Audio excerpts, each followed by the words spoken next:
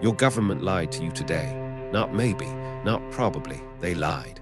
And tomorrow they'll do it again. And the worst part is you believed every single word. Left or right, democratic or authoritarian, capitalist or communist, it doesn't matter. Every government lies. The official narrative is never the complete story. Never has been, never will be. And in the next few minutes, I'm going to show you exactly how they do it, why they get away with it, and what they're hiding from you right now.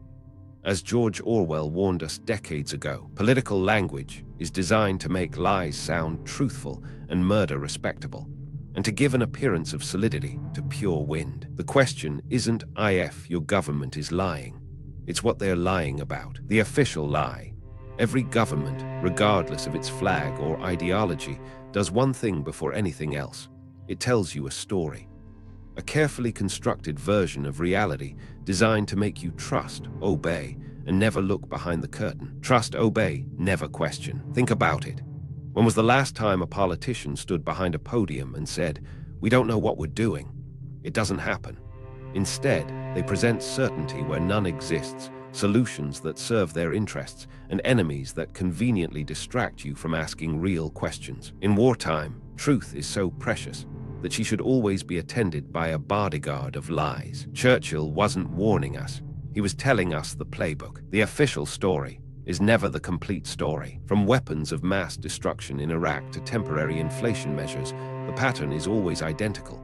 They construct the narrative, feed it through compliant channels, and by the time the truth emerges, nobody cares anymore. The damage is done. The money has moved, and a new lie is already taking its place. But this raises an uncomfortable question. If they lie about the big things, what else are they hiding? Manufactured fear. Fear is the oldest tool of power. Every tyrant, every dictator, every seemingly democratic leader knows this truth. Fear. When people are afraid, they don't ask questions. They beg for protection. And protection always comes at a price, your freedom. The whole aim of practical politics is to keep the populace alarmed by menacing it with an endless series of hobgoblins, all of them imaginary. Mencken wrote that in 1918. Over a century later, the formula hasn't changed. The threats rotate: communism, terrorism, pandemics, economic collapse, each one real enough to be believable, but always exaggerated enough to justify expanding control. Temporary becomes permanent, and every single time, the rights you surrender during the crisis never fully come back. The Patriot Act was temporary. 20 years later, mass surveillance is permanent. Emergency spending was a one-time measure. Now it's standard policy.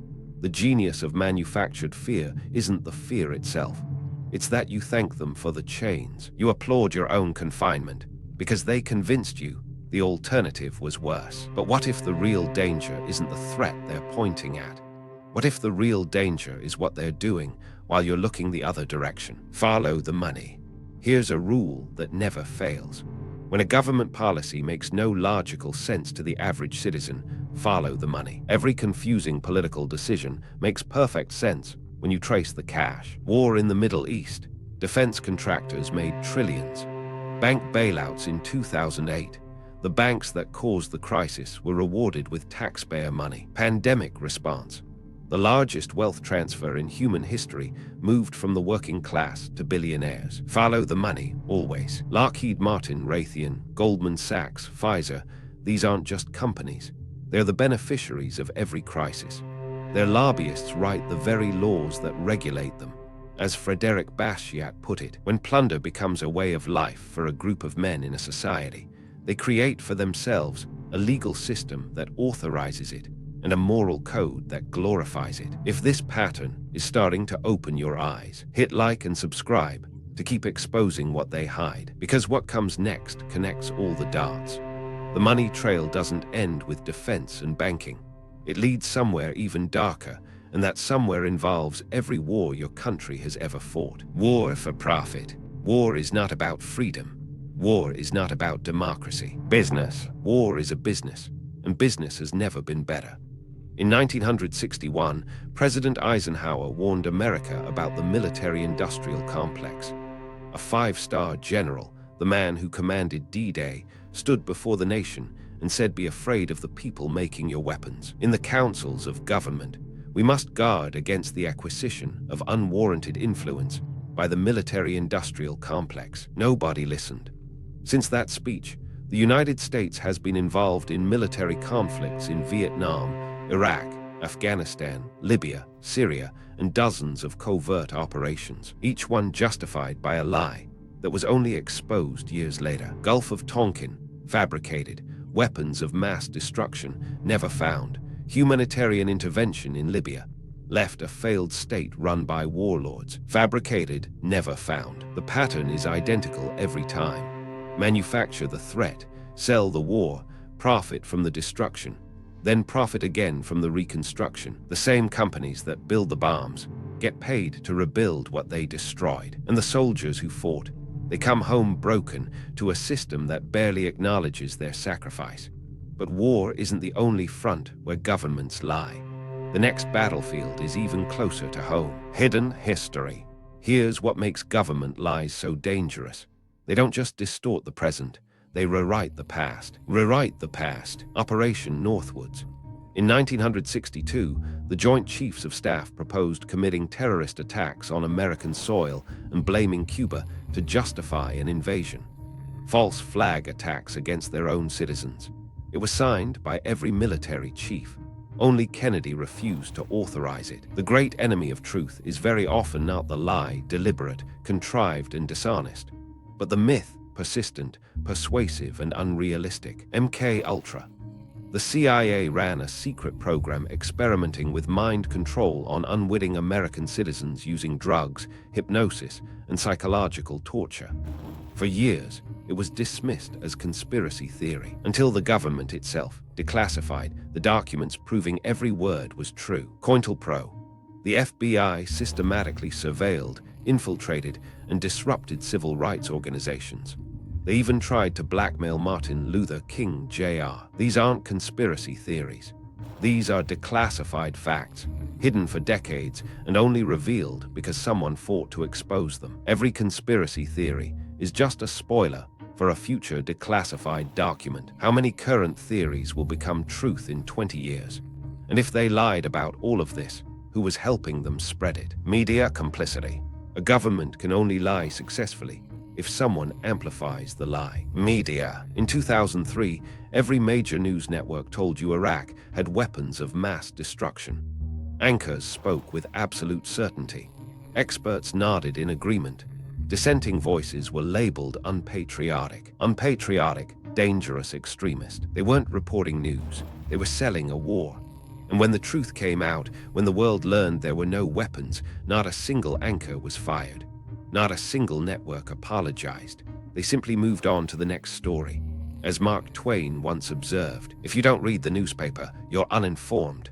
If you read the newspaper, you're misinformed. Today, 6 corporations control 90% of the media you consume. 6, and they all share the same advertisers, the same shareholders, and the same interests. When a pharmaceutical company spends billions on television advertising, will that network investigate that company? When a defense contractor owns a news channel, will that channel question the war? The news doesn't tell you what to think, but it tells you what to think about. Multiple channels, same message. Different anchors, identical conclusions, the illusion of choice. And if the media won't tell you the truth about the present, they certainly won't tell you what's happening to your wallet. The debt weapon. Here's a lie so enormous it hides in plain sight. Your government tells you it's managing the economy responsibly while drowning you in debt you never agreed to. National debt is not a bug in the system. It is the system. The United States national debt has surpassed $34 trillion. That's over $100,000 for every citizen, including newborns. $34 trillion. But here's what they never explain. Every dollar of debt is a dollar of profit for someone else. Government bonds are assets held by banks, foreign nations, and institutional investors. As Henry Ford once said, it is well enough that people of the nation do not understand our banking and monetary system. For if they did, there would be a revolution before tomorrow morning. When your government prints money, your savings lose value. That's not accidental. Inflation isn't an economic mystery. It's wealth redistribution from the bottom to the top, from people who save money to people who own assets. Inflation is the one tax that can be imposed without legislation. And while they distract you with partisan debates about spending, neither side ever proposes actually stopping, because debt is control. A population in debt doesn't revolt, it works harder. And speaking of control, the next tool in their arsenal makes debt look primitive: surveillance state. In 2013, Edward Snowden revealed that the NSA was collecting the phone records, emails, and internet activity of virtually every American citizen. Everything. The government's response wasn't to apologize. It was to call Snowden a traitor. The man who told you the truth became the criminal. The people who spied on 300 million citizens faced zero consequences. Truth equals treason. Arguing that you don't care about the right to privacy because you have nothing to hide is no different than saying you don't care about free speech because you have nothing to say. Today, surveillance goes far beyond what Snowden exposed. 1. Smart cities track your movement. 2. Digital payments track your spending. 3. Social media tracks your thoughts. 4. Algorithms predict your behavior. And every piece of this data is accessible to your government without a warrant. China built the most sophisticated surveillance state in history with its social credit system. The West condemned it, then quietly built the infrastructure to do exactly the same thing. The only difference between Eastern and Western surveillance is that one side admits it exists. But surveillance is just a tool. The real question is how they use it to silence the people who push back. Controlled dissent. Here's the most sophisticated lie of all. They let you think you're free to disagree. Controlled opposition. Real democracies don't suppress opposition. They manage it. They give you two parties that argue about everything except the things that actually matter. Healthcare debates rage while military budgets pass unanimously. Immigration splits the nation while bank deregulation slides through without a headline. The smart way to keep people passive and obedient is to strictly limit the spectrum of acceptable opinion, but allow very lively debate within that spectrum. This is the Overton window, the range of ideas the public is allowed to discuss.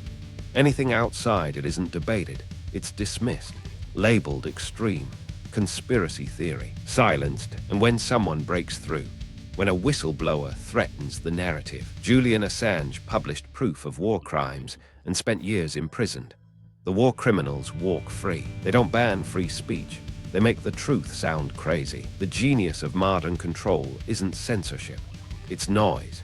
Flood the space with so much conflicting data that nobody knows what's real. When everything is a conspiracy, nothing is.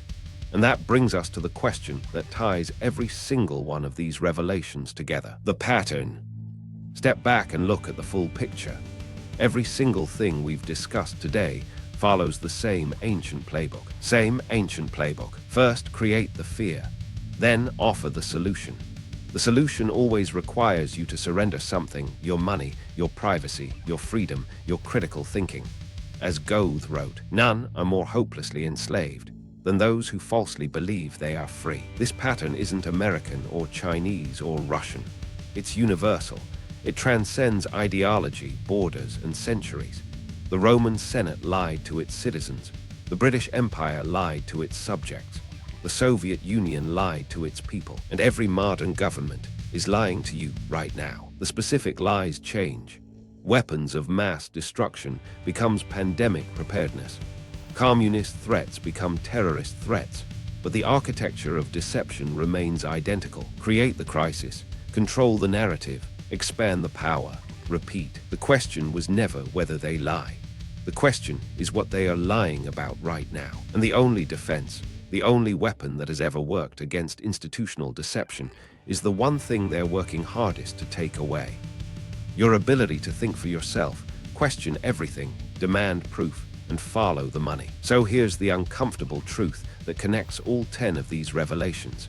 Every government lies to you, not because they're uniquely evil, but because power requires narrative control. Power requires control. The official story is never the complete story. The question isn't whether they're lying. As Orwell reminded us, in a time of deceit, telling the truth is a revolutionary act. The question is whether you'll keep accepting it. Read between the lines. Follow the money. Question every narrative they feed you, because an informed citizen is the only thing that power truly fears. If you made it this far, comment behind the curtain if you'll never trust the official story the same way again. Every government lies. The question is, what are they lying about? The truth is out there. You just have to follow the money. Subscribe if you want to keep digging.